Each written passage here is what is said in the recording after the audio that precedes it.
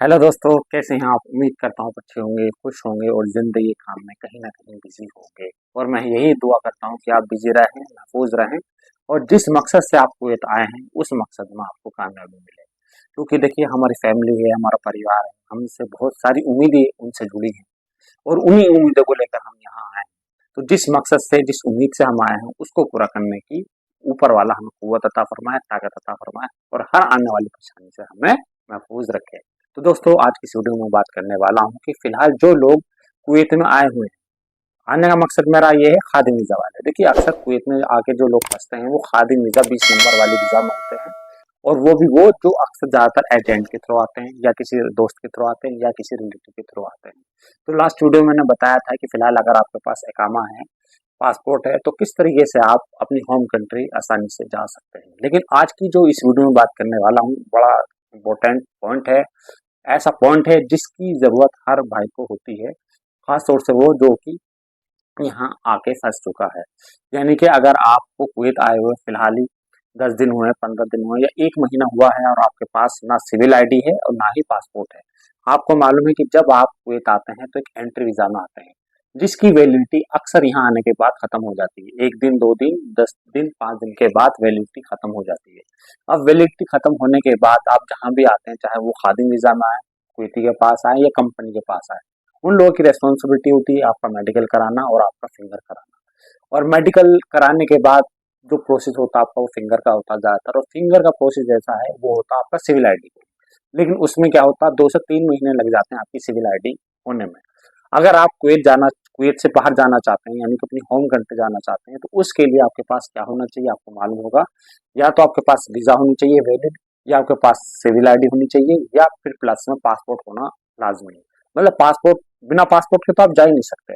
और पासपोर्ट के साथ-साथ या तो आपकी वीज़ा वैलिड हो या प्लस आपकी सिविल आईडी हो। अब जब आप कुवैत में आ गए हैं, तो आपके पास सिविल आईडी तो है नहीं, क्योंकि अभी आप रिसेंटली आए हैं। मान लीजिए आपका फिंगर हो गया, लेकिन अभी आपके पास सिविल आईडी नहीं है और जिस वीज़ा में आए थे वो वीज़ा भी खलास हो गया है। तो बहरहाल कहने का मतलब ये है, अभी जब आप आए हैं, चाहे वो कुवैती के पास आए हों या कंपनी के पास आए हों, तो दोनों का नियम ऐसी है कि जिसके पास भी आते हैं, ज़्यादातर वो लोग क्या करते हैं, आपसे पासपोर्ट ले लेते हैं।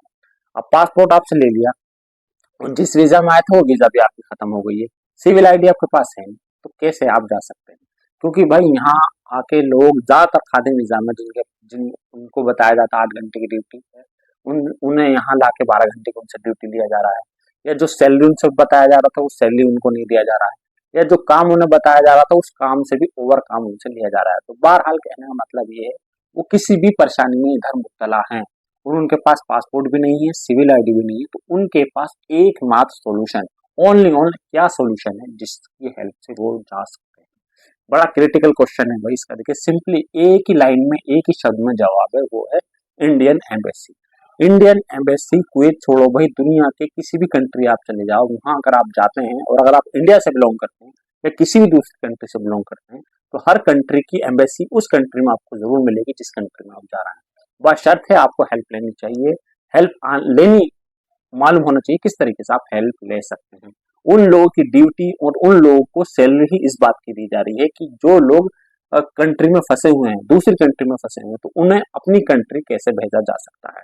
तो इंडियन एम्बेसी का देखो सिंपल ये है, अगर आपके पास पासपोर्ट नहीं है, सिविल आईडी नहीं है, तो सबसे पहले आपको क्या करना है, देखिए, परेशान नहीं होना है, रोना नहीं है। जो लोग यहाँ आके ज्यादातर फंस जाते हैं, वो रोते हैं, परेशान होते हैं और कभी उससे बात कर रहा है, कभी उससे बात कर रहा है, और ज्यादातर लोग क्या करते हैं, डीमोटिवेटेड कर देते हैं। कुछ लोग ऐसे, बहुत ही कम लोग ऐसे होंगे जो आपको मोटिवेट करेंगे, गाइड करेंगे। नहीं, अक्सर लोग क्या करेंगे, भाई जिस वीजा में आया, जहाँ तो काम कर। ज्यादातर लोग क्या होते हैं, अपना पल्ला, अपना दामन छुड़ाने के लिए वो कहते हैं, भाई अब तू आ गया है, कुछ नहीं हो सकता, फिलहाल तू वहां काम कर। एक बात भाई मेरी एक बात को मेरी ध्यान से आप सुनो। भाई आप यहाँ के फंस गए हैं, तो फंसे हैं तो उसका निकलने का भी कहीं ना कहीं रास्ता होगा। आपको एक बात मालूम होगा कि जो भी परेशानी आती है, जो भी खुशी आती है, वो ऊपर वाले की तरफ से आती है।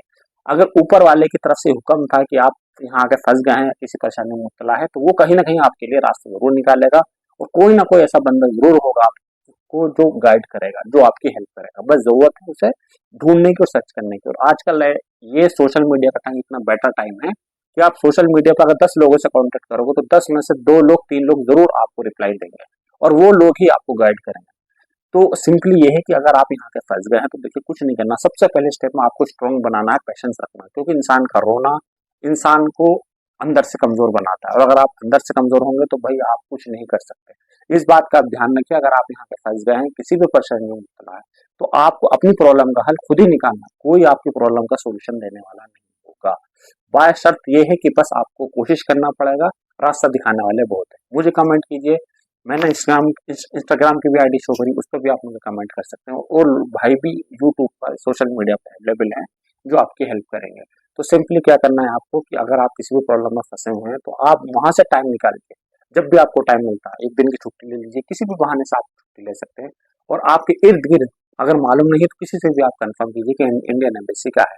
इंडियन एम्बेसी में जाइए, उनको बोलिए कि सर मेरे पास, मैं अभी फिलहाल कुवैत में आया हूँ और आए हुए मुझे ये प्रॉब्लम है, ठीक है, और मैं काम करना नहीं चाहता, सीधा गाँव जाना चाहता हूँ, प्लीज मुझे अपने गाँव भेज दीजिए, जो भी खर्च आएगा वो खर्च मैं दूंगा। तो अभी मेरी एक भाई से बात हुई, कांटेक्ट हुआ, तो वो भी कुछ इसी तरीके से प्रॉब्लम आके फंस गए हैं।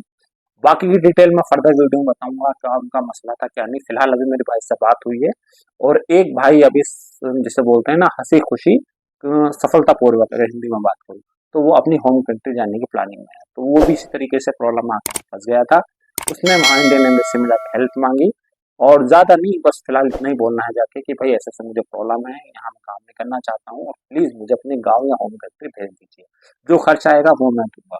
तो उन्होंने कुछ सामने से खर्च बताया, तो खर्च तो भाई आपको भी करना पड़ेगा, क्योंकि आपको मालूम है कि फ्री में तो कोई भी काम नहीं करता। तो भाई अगर आपका कुछ खर्च में भी अगर आपका काम हो जाता है तो वो भी एक बेटर सॉल्यूशन है। तो उनसे बोलिएगा कि भाई मेरा जो भी खर्च आएगा वो मैं दूंगा, 100 के लिए या जो भी XYZ, उनको पैसा बताइएगा, वो फिर उसके अकॉर्डिंग आपको बताएंगे कि कितना टाइम लगेगा, कितना टाइम नहीं लगेगा, 10 दिन, 15 दिन, 1 महीना। अब इसमें हो सकता है कि आपको कुछ दिन जेल में भी रखना पड़े, हो सकता है आपको कहीं जाना भी पड़े। तो सारी इंक्वायरी देखिए मैं नेक्स्ट वीडियो में क्लियर करूंगा, वीडियो काफी लंबी हो रही है, तो प्लीज चैनल को सब्सक्राइब नहीं किया तो चैनल को जरूर सब्सक्राइब कीजिएगा। वीडियो थोड़ी भी अच्छी लगी है तो वीडियो को जरूर लाइक कीजिएगा। Thank you for watching.